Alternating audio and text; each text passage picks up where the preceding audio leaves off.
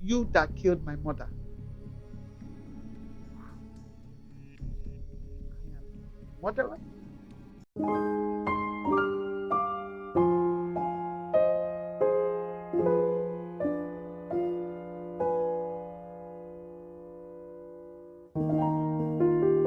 Good morning, good afternoon, good evening, wherever you're watching us from.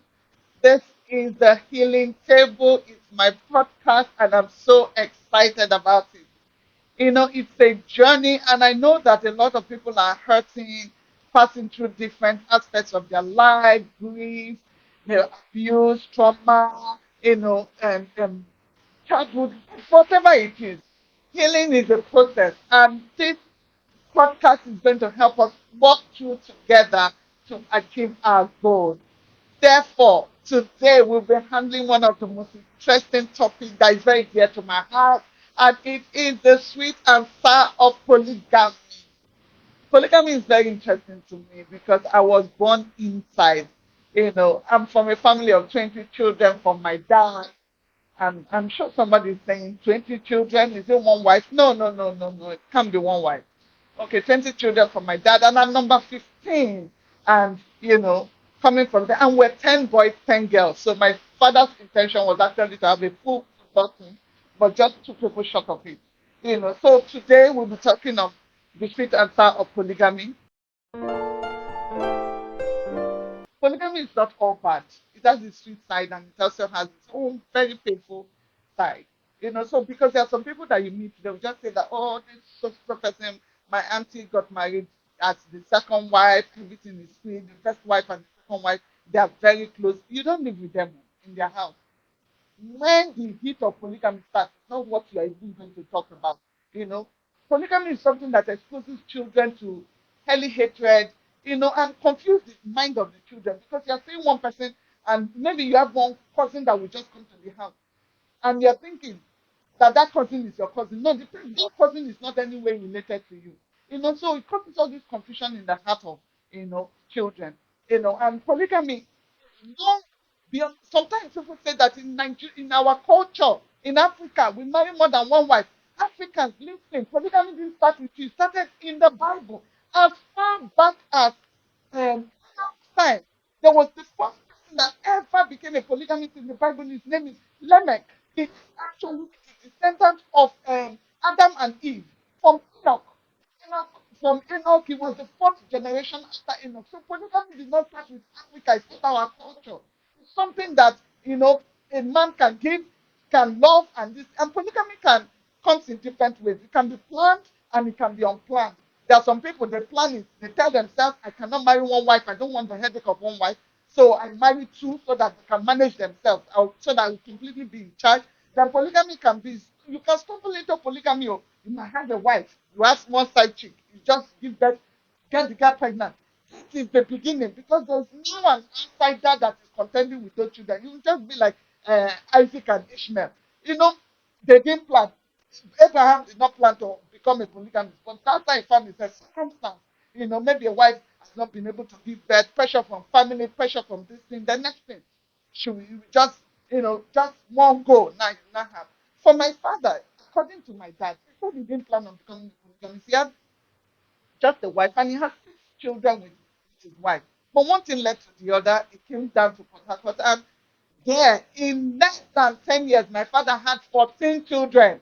14 added to his six before became 20. That's how he stumbled into becoming a polygamist.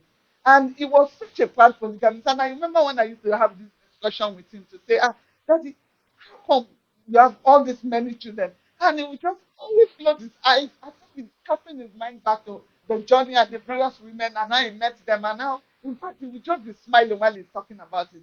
But one thing he always said is that it's not something that he planned, but he just found himself. And he's somebody that as soon as a woman comes and says that I am pregnant, he takes the child, So he takes the child because he knows that he had, something to do with the woman, or he went and married the woman or something. So one way or the other, we all now we're just having children like that. We not just found ourselves under one man's roof. We're all now brothers and sisters. So there were discrete aspects. My family, that's the 14 of us. Remember, I said that there are two sets of children.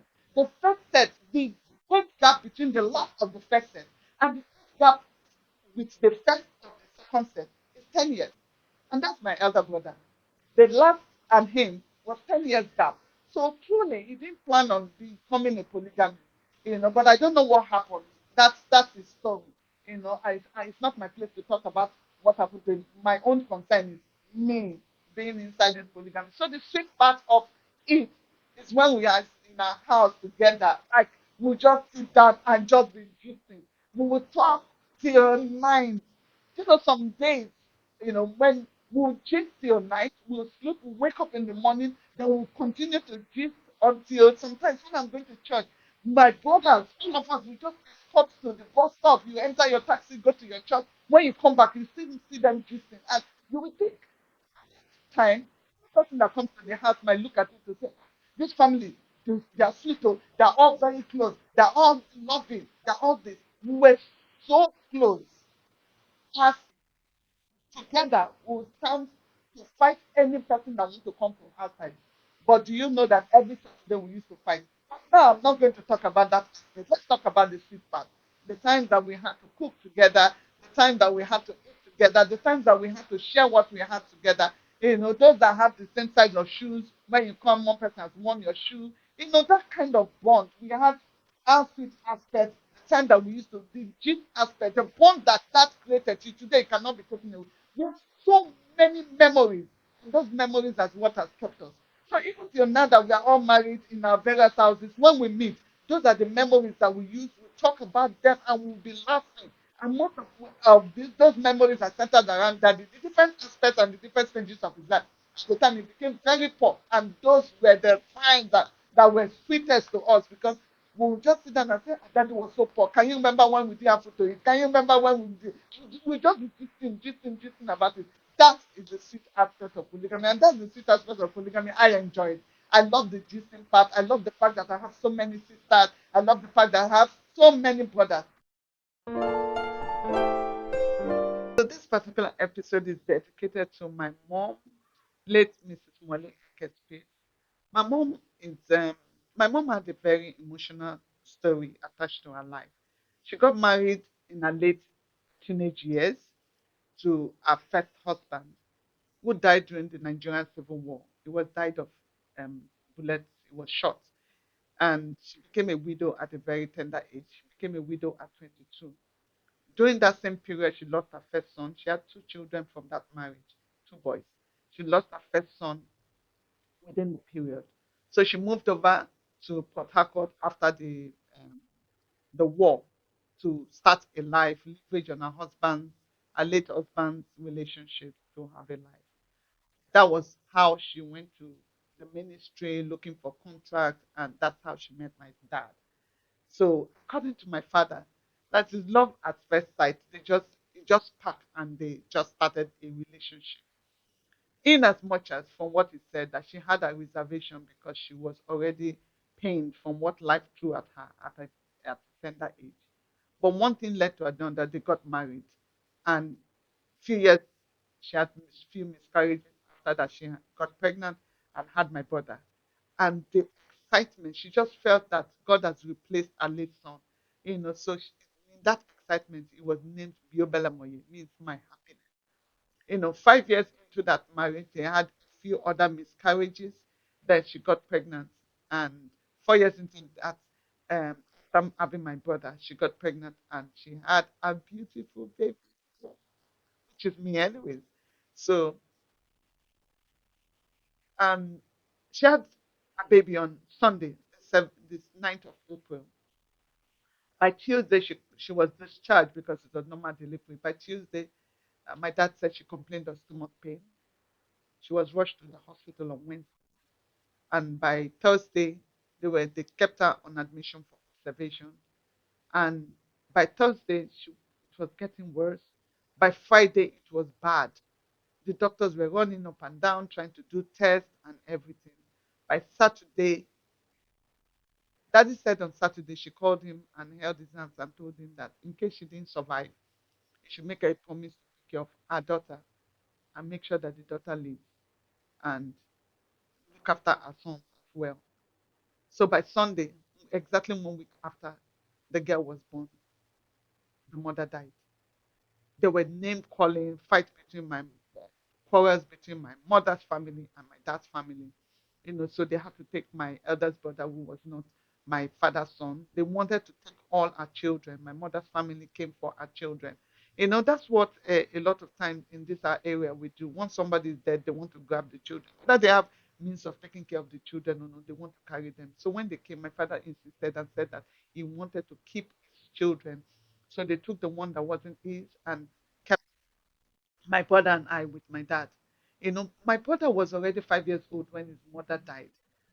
But one way or the other, nobody told him anything. So I was taken, given to my dad's elder sister, who took care of me, who got me up. So after she died, I moved into my father's house, met my father, my siblings, my stepmother, who was actually a very fantastic person.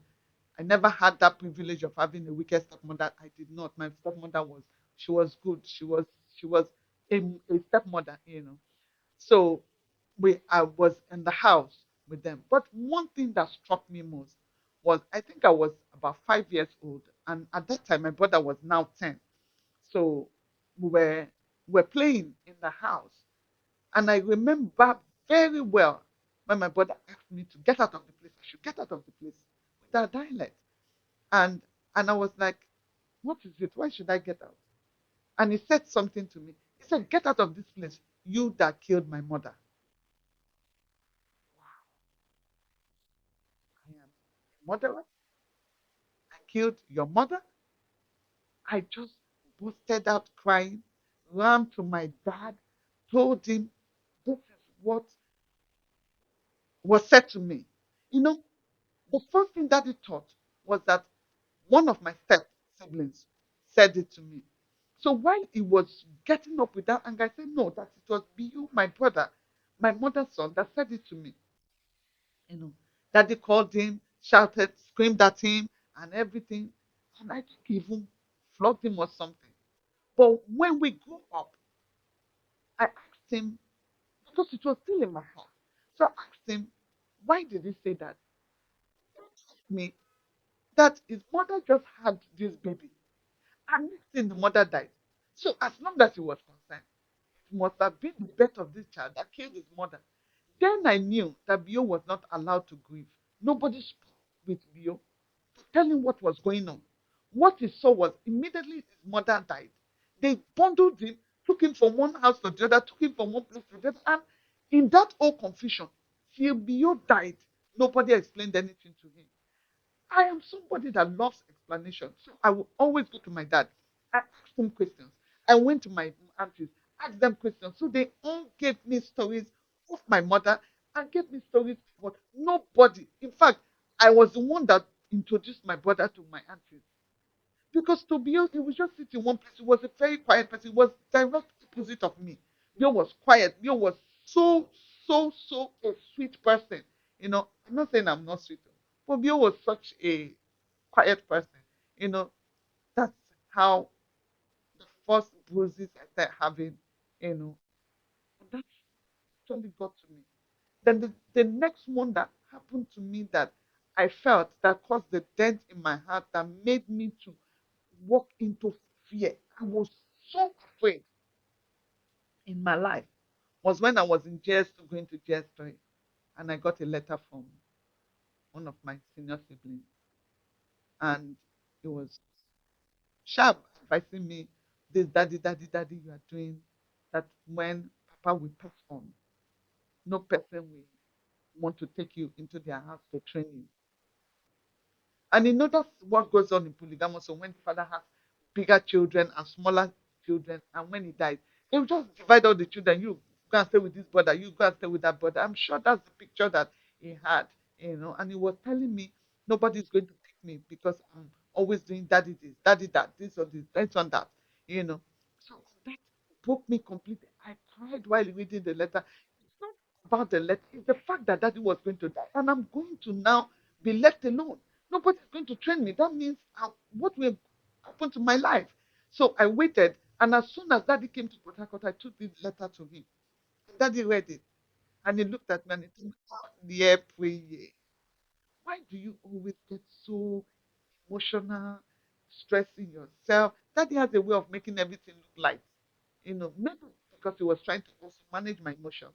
He said, "Look, dear Priye, today I'm saying to you, I'm not going to die until you finish school, finish university, you get married to a good man, and you have a good job, and have your children, then I will die." True to daddy's words, I finished my university. I got a good job in one of the banks. I have got married to my wonderful, wonderful husband, had my first daughter, pregnant for my second son before daddy died. And that incident got to my heart. I kept that letter very sacred in my heart. Every time I look at the letter, it breaks my heart. When I got married and I was packing my things to my husband's house, and I remember opening that particular shelf and I looked at the letter and I just said in the room to myself, I said, "Today I release you from my heart. I forgive you from everything that you said in this letter." And I tore this letter, and I thought I have forgiven. I thought I have forgiven until new incidents started occurring. Recently, what happened that made me to realize that I needed to heal from it and move on was something that happened in my family. I went to visit my sister one day, and my sister told me about my cousin that passed. So I was like, "Oh, really?" Something like that. So I asked, "How did you know?" She said, "Yeah, there's a family group now. You're not in it." "No, I'm not in such group." So I picked up my phone and checked. I wasn't in that group. So I was wondering. So I called another of my brother. That, oh, that, that if you yourself in the group. So I called somebody else. Another of my cousins. One of your nieces died. And you formed a family group and you did not put me inside. So I don't know who removed me from the family. I didn't even know who set up the group.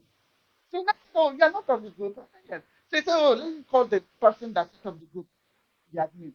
And behold, who was this person? Ah,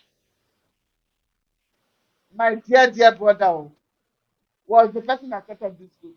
And when they reached out to him, quickly put the other people inside the group and said he was not going to put me.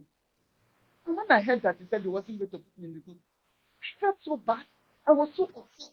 Why would that be a part of a group, daddy's family group? Yeah, where and daddy can't put me. Now it's sounding like a joke. Now I can laugh about it nice. But that particular time it was happening, I was so upset. Part of my body was vibrating. Nobody could understand what I was passing through. But all the memories of all the things said about me, all the things done to me, all the things that have happened to me on my journey in the family just came to play. Like, I was just thinking, I said, look, whatever it is, that he died 15 years ago. So should have been doing. So why carry these things from year to year? It's like baton being handed over year to year. I did not join the group because this person literally believes that I shouldn't be a part of the group. But I'm very happy, I got over it after the Lord told me that I need to heal from it. That's why it's paining me. So what is very good? So join and contribute money now. I I did my contribution inside the group because my cousin still reached out to me. But I'm still not in the group. But the reason I got very upset is like I felt that this person was removing me as a child of my father. That thing pierced my heart. How can a family group be formed of Ekespi, 20 children of Chief Samuel David Ekespi, and that is their play? It's not part of it. Believe it. And that got to me. But on the other flip side, I now realize that Ekespi by marriage, and Ekespi by adoption, and Ekespi by blood, no matter whether I'm a part of a WhatsApp group or not, it does not change me as a person. Therefore, just taught the healing. And God now gave me the healing table. And I said, yes, it's time to talk about it. Maybe you are somebody that is there that is watching and you're asking yourself, I'm in this circumstance. Don't worry yourself. What you need to do and what I advise any person is no matter what has been said about you, no matter what any person treats you, instead they say that you are an illegitimate child. Solomon was termed as an illegitimate child. It was the first, it wasn't the second. But at the end of the day, he became the king. It's not someone that they treat as if they are nothing. What you need to do is to be focused, and that's what I did for myself. I ended up becoming focused. I ended up thinking about my life. I put my life in my hands because at the end of the day, Daddy always used to tell me when I used to go to school. Daddy would tell me, "Oh, Jacob, if you joke with your school, and I die, you are going to be the house girl in the family. You're just going to be saving or any other person in the family." So that is like what gives me drive, my fuel in life. Some people just feel that, oh, you're too fast, you do things too fast. No. That fuel of I don't want to be the house girl in this family is what drives me as a person. So be focused. If your family, if you're being treated anyhow, and then treat you as if, you cannot be in the house. Maybe your mother is not the wife that is in the house, or maybe your mom did something and your father transferred the hatred on you, or treating you anyhow. Do not worry yourself. Don't even bother yourself. Focus on your lane. And the lane should be a lane to succeeding in life. Focus on your lane for success. And I can tell you, when you succeed at the end of the tunnel, every person will come around. Stay tuned, send comments, send your experiences on the comment section, and let's share your experiences together. And I know that it will be a wonderful journey, and you will get your healing as we all move on the journey together.